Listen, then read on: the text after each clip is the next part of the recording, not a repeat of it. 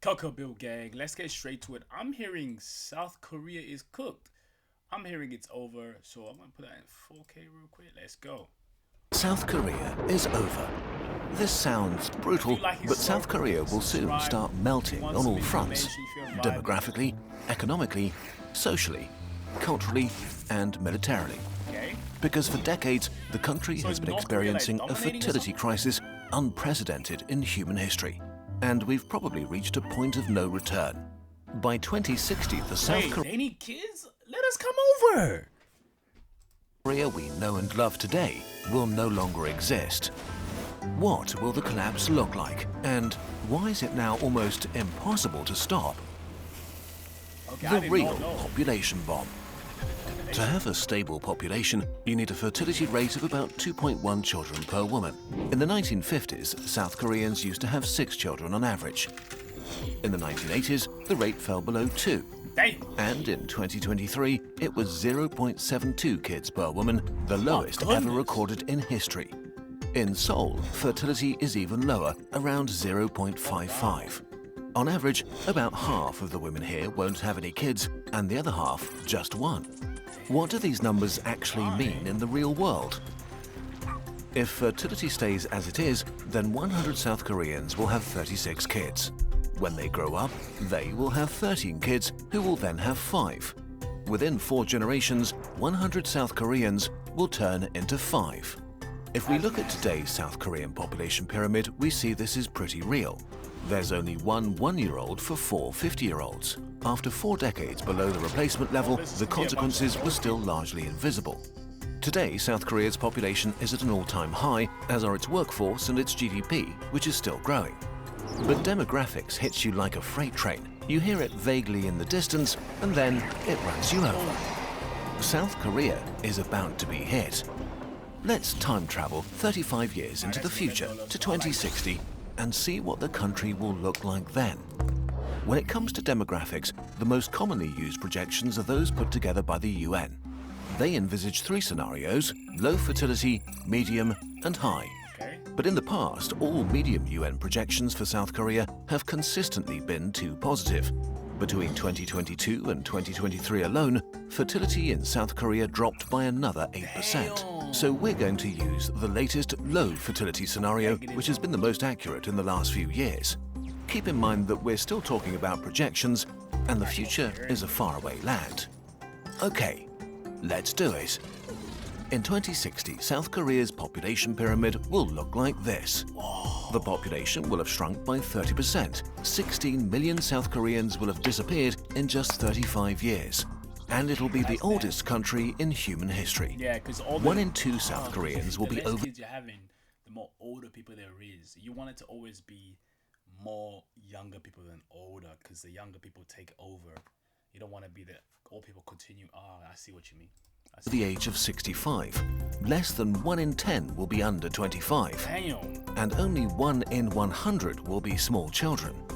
Imagine waking up in a country where the streets are strangely quiet with no children playing on them. Entire cities have been abandoned. Half of the population is elderly and living either alone or in overcrowded retirement homes, with a minority of people desperately trying to keep society running. There will be a few major consequences. Economic collapse. So there'll be a small amount of Koreans.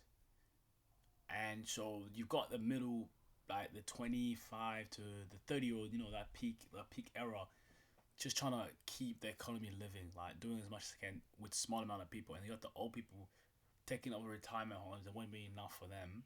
Then you got the kids that there isn't enough, but they're just struggling because they're by themselves.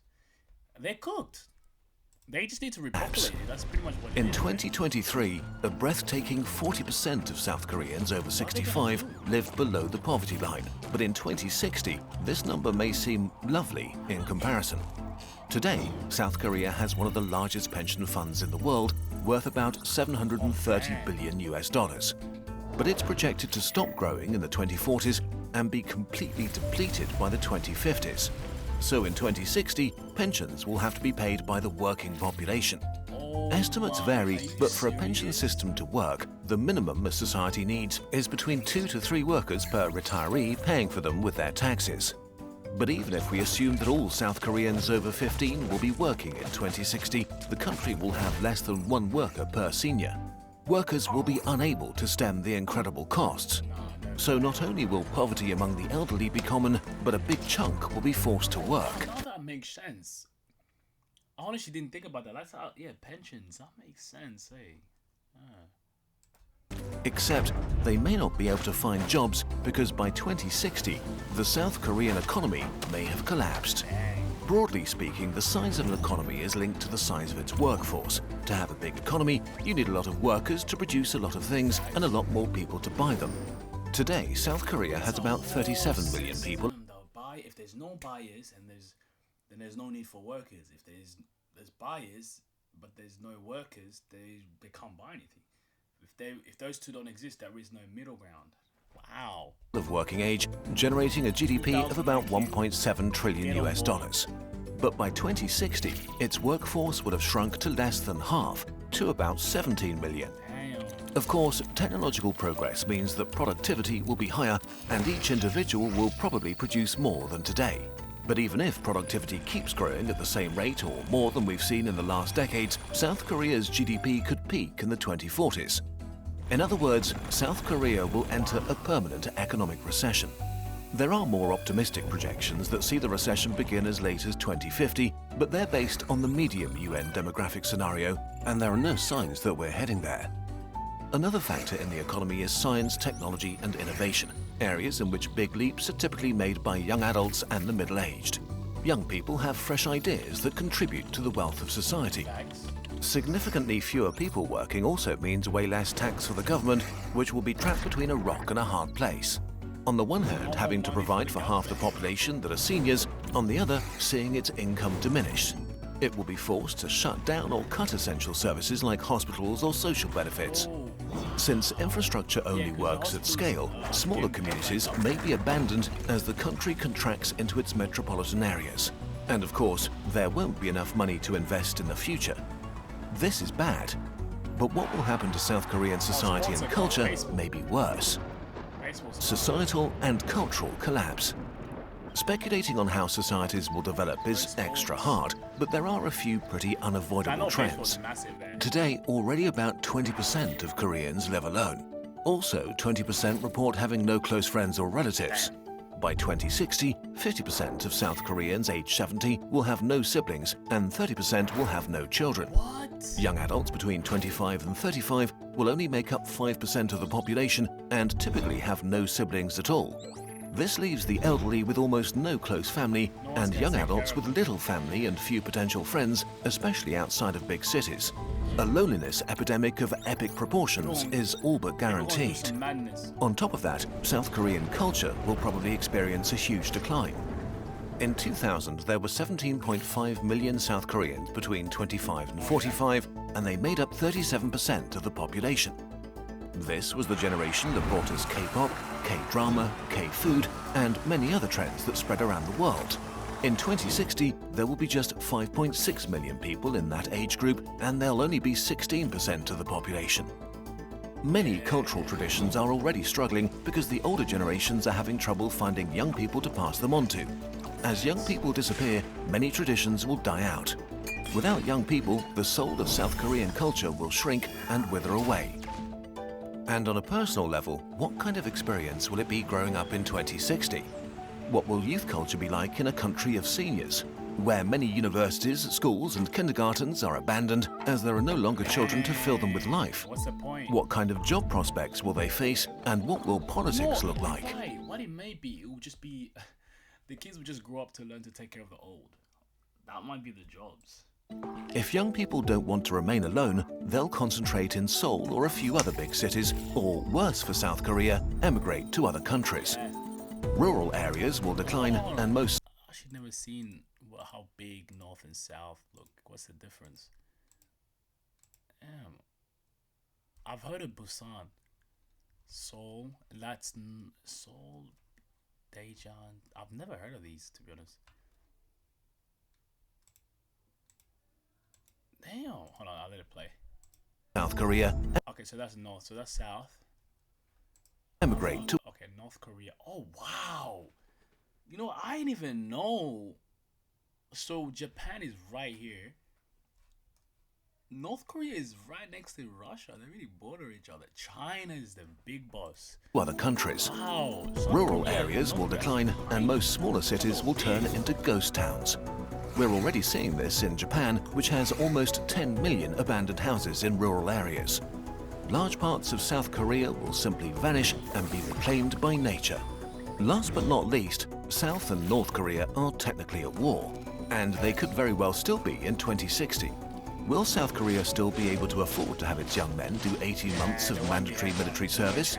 Today, 5% of men of combat age are enrolled in the military. In 2060, it would have to be 15% just to match today's numbers. Okay, wait, this is all a bit much. Is there no way back? Why, there really is no way back. The problem with the demographic freight train is that once it hits, things become irreversible. Let's say fertility in South Korea magically triples to the replacement rate of 2.1 children per woman and stays there. In 2060, it will be an inverted pyramid on top of a barrel. And there would still be only 1.5 people of working age per senior over 65. Even in the best made-up scenario, South Korea has to pass through an unavoidable bottleneck before it will recover. But there is also a kernel of hope here. Yes, the situation is grim, but at least in the long term, recovery is possible if South Korea enacts rapid and societal changes that make its population want to have kids again. In 2024, births rose for the first time in 9 years, 3% more than in 2023. But for that to continue, South Korea needs to face the music and ask how they got to this point. How could it get that bad? In general, as societies get richer, more educated, and child mortality plummets, people decide to have fewer kids. What makes South Korea special is that it's somehow supercharging all of these trends.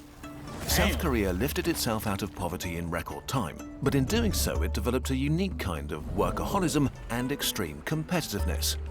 Although the work week is 40 hours and the legal maximum is 52 per week, unpaid overtime is normal for many, and the government even proposed to raise legal work time to 69 hours per week. Despite this, how y'all doing? South Korea has relatively low wages and a high cost of living. Real estate in big cities is out of reach for most people. The cost of education is extremely high, since families have to pay for private lessons if they want to send their kids to a high-tier college.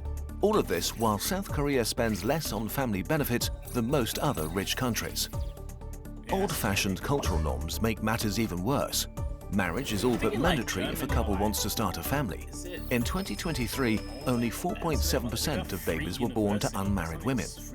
Out of all developed countries, South Korean men do just about the least share of housework and childcare within their families.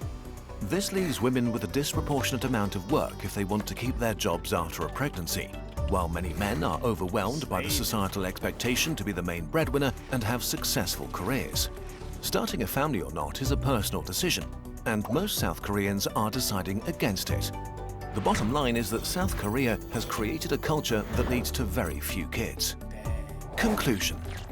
Demographic collapse is not an abstract thing in the future, it's happening right now. And it's not just South Korea. In 2023, China had a fertility rate of 1, Italy and Spain 1.2. Yeah, but like China has like 500 million. Is it 1 billion or something? Like something ridiculous, like 1 billion people in one place. Italy and Spain, that's interesting. Germany 1.4, the UK 1.6, and the US 1.6. Which sounds so much better, doesn't it?